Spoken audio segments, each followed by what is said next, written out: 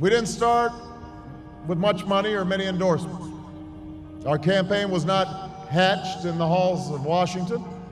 It began in the backyards of Des Moines, in the living rooms of Concord, and the front porches of Charleston. It was built by working men and women who dug into what little savings they had to give $5 and $10 and $20 to the cause. It grew strength from the young people who rejected the myth of their generation's apathy, who left their homes and their families for jobs that offered little pay and less sleep. It drew strength from the not-so-young people who braved the bitter cold and scorching heat to knock on doors of perfect strangers, and from the millions of Americans who volunteered and organized and proved that more than 2 centuries later, a government of the people, by the people, and for the people has not perished from the earth. This is your victory.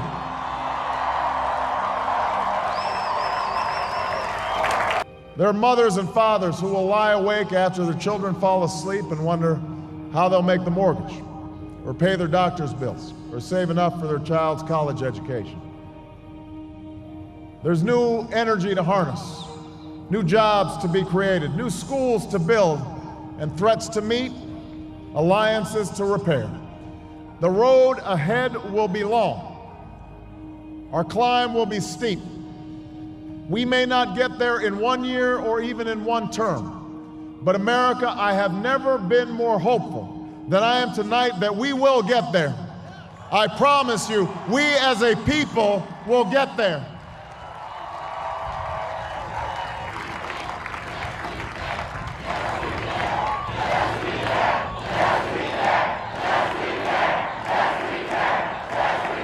There will be setbacks and false starts. There are many who won't agree with every decision or policy I make as president. And we know the government can't solve every problem. But I will always be honest with you about the challenges we face. I will listen to you, especially when we disagree. And above all, I will ask you to join in the work of remaking this nation the only way it's been done in America for 221 years. Block by block, brick by brick, calloused hand by calloused hand. What began 21 months ago in the depths of winter cannot end on this autumn night. This victory alone is not the change we seek. It is only the chance for us to make that change.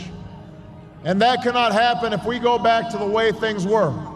It can't happen without you, without a new spirit of service, a new spirit of sacrifice. So let us summon a new spirit of patriotism, of responsibility, where each of us resolves to pitch in and work harder and look after not only ourselves but each other.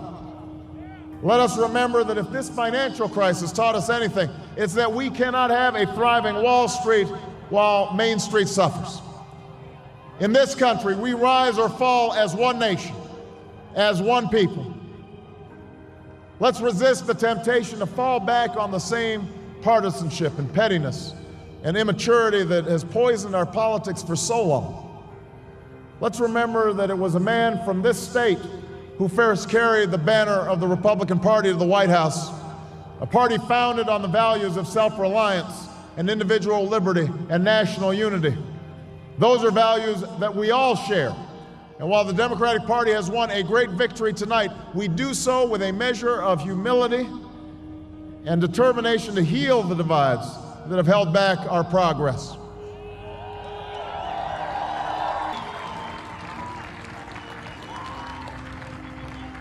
And all those watching tonight from beyond our shores, from parliaments and palaces, to those who are huddled around radios in the forgotten corners of the world, our stories are singular, but our destiny is shared.